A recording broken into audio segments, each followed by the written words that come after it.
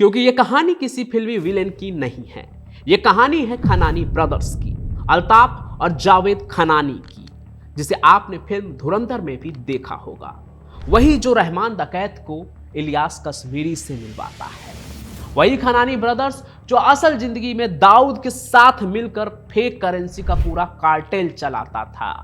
आज हम उस शैडो वर्ल्ड का दरवाजा खोलेंगे जिसे हवाला कहते हैं।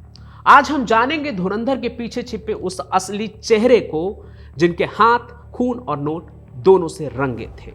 अब आप सोच रहे होंगे, यार ये हवाला आखिर काम कैसे करता है? $40 बिलियन बिना बैंक के कैसे घूम गए एक देश से दूसरे देश में?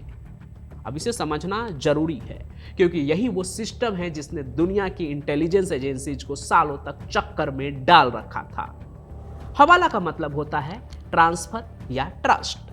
मान लीजिए आप कराची में हैं और आपको दुबई में पैसा भेजना है।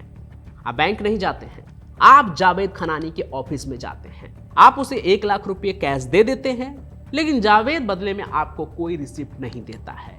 वो बस एक कोड देता है, जैसे एक 10 का नोट जिसका सीरियल नंबर मैच होना चाहिए, या कोई code word like white pigeon. Javed तुरंत दुबई में बैठे अपने भाई अल्ताफ को फोन करता है। अल्ताफ वहां दुबई में आपके आदमी को कोड बताने पर वो कैश दे देता है।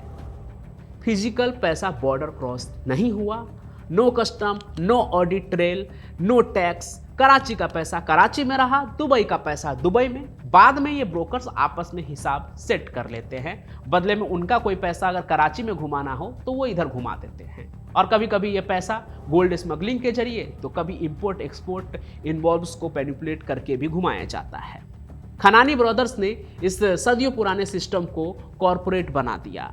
उन्होंने खनानी एंड कालिया इंटरनेशनल को 1992 में ऑफिशियली लॉन्च किया। 100 से ज्यादा ब्रांचेज फ्रेंचाइजी पूरे दुनिया में खोले गए। टोरंटो, न्यूयॉर्क, लंदन, दुबई, सब जगह जहां वो खोल सकते थे। देखने में वो एकदम लेजिमेट मनी एक्सचेंज कंपनी की तरह थे। सूट पहने हुए एम्प्लॉइज, कंप्यूटर्स, ग्लास ऑफिस, सब कुछ बिल्कुल कॉरपोरेट स्टाइल। लेकिन पर्दे के पीछे चल रही थी एक अलग दुनिया। Option A, option B ledger. Clean पैसा व्हाइट लेजर में, और ड्रग कार्टेल और टेररिस्ट का पैसा ब्लैक लेजर में। बाय लेट 90s ये लोग पाकिस्तान के फॉरेन एक्सचेंज का 40% कंट्रोल कर रहे थे।